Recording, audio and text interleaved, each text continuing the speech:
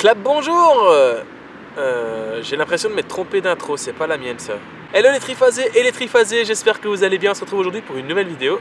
C'est parti. Aujourd'hui les amis et les amies, je vais vous parler d'une vidéo sur la récupération en course. Donc que ce soit sur la course à pied, en triathlon ou en cyclisme, comment appréhender la compétition et être prêt à 100% le jour J, et comment tout simplement récupérer après cette compétition, et surtout si c'est des compétitions sur plusieurs jours. Avant que la vidéo commence, comme d'habitude, je tiens à vous remercier. Les deux dernières vidéos, donc les daily observations, ont vraiment très bien fonctionné, donc ça me fait hyper plaisir. C'était vraiment un gros truc pour le fun au début, et en fait depuis que ces vidéos sont là, on est de plus en plus sur la chaîne, et donc ça me fait super plaisir. Donc continuez à liker, à vous abonner et à commenter les vidéos. Les commentaires, c'est ce qui me fait le plus plaisir, parce que j'adore pouvoir vous répondre à vos questions, ou alors tout simplement répondre à vos messages de soutien. Bon, j'espère que tu es prêt, que tu as préparé ton popcorn, pas trop parce que bon, on est toujours en saison, donc il faut pas trop grossir, que tu as préparé ta petite doudoune parce qu'il commence un petit peu à rafraîchir, et on est parti pour cette vidéo. Alors cette vidéo, elle va se décomposer en 3 phases. 3 phases, c'est tout simplement la veille de la course, le jour de la course et le lendemain de la course. C'est pas très compliqué, mais c'est 3 phases hyper importantes. Et évidemment, on va pas commencer par la fin de la course, donc on est parti tout de suite avec la veille de la course. Alors que ce soit dans les 3 phases, il faut faire attention aux idées reçues et aux erreurs que l'on fait très souvent. Ici, je vais essayer de combattre ces mauvaises habitudes ou ces erreurs qu'on fait, ou ces choses qu'on pense bien faire alors qu'elles ne sont pas bien à faire et pas bonnes à faire surtout. Alors, première erreur que les gens font, c'est la veille, c'est au niveau de la nourriture. J'ai fait cette erreur pendant très longtemps, c'est dire de prendre des sucres lents et d'en prendre en très grosse quantité en se disant « j'en aurai besoin demain ». En fait, ça ne sert à rien, il vaut mieux prendre une quantité normale de sucre lent. Alors pour ceux qui ne le sauraient pas, les sucres lents, c'est par exemple les pâtes que l'on mange la veille de la course ou même le jour même.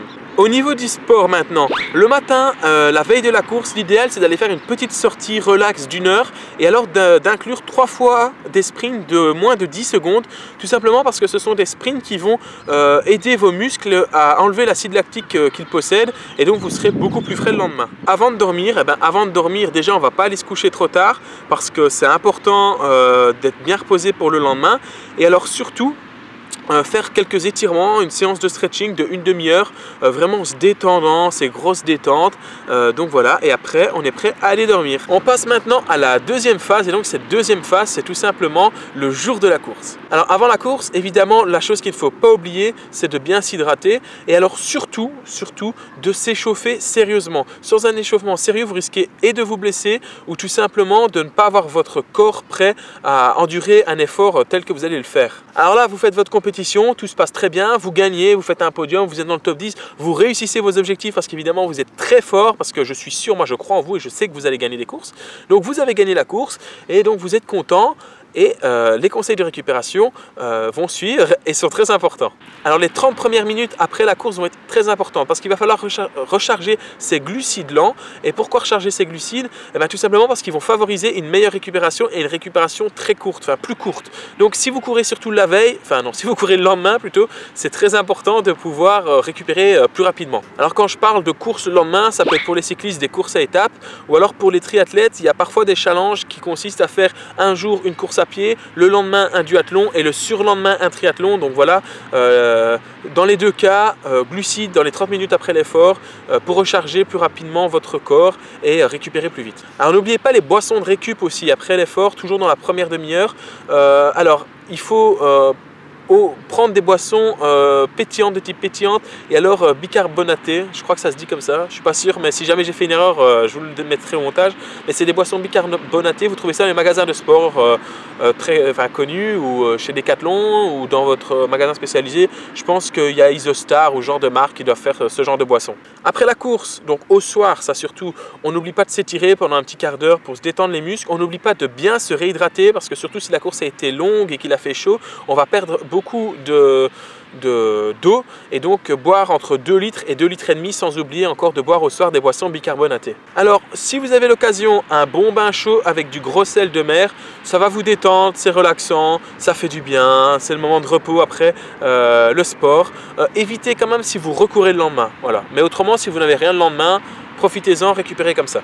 Si aussi vous avez l'occasion, comme j'ai eu la chance parfois dans certaines équipes, et même encore maintenant quand il y a des courses à étapes, c'est si vous pouvez vous faire masser par le kiné ou le soigneur de l'équipe, ou tout simplement par votre femme, par votre copine, par un pote qui est avec vous, n'importe quoi, se faire masser, ça aide énormément pour la récupération.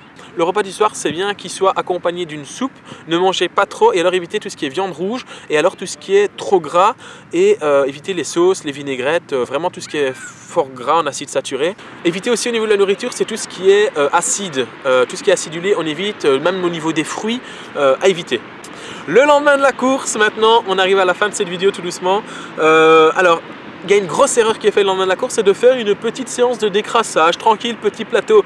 Eh ben, faux, mauvaise idée, très mauvaise idée. Vous devez faire cette séance de décrassage, mais dans cette séance, il faut inclure des sprints. Comme la veille de la course, vous faites 3 sprints de moins de 10 secondes, tout simplement exactement comme la veille de la course. Éliminez l'acide lactique qui se présente dans vos jambes et donc ce sera meilleur pour votre récupération. Si vous faites une course par étape, donc pour les cyclistes, course par étape, ou pour les triathlètes, des challenges, course à pied, duathlon, triathlon ou ce genre d'épreuves, eh ben, moi je préconise c'est d'aller rouler un petit peu à vélo avant la course pendant une demi-heure et alors de faire quelques séries de sprints.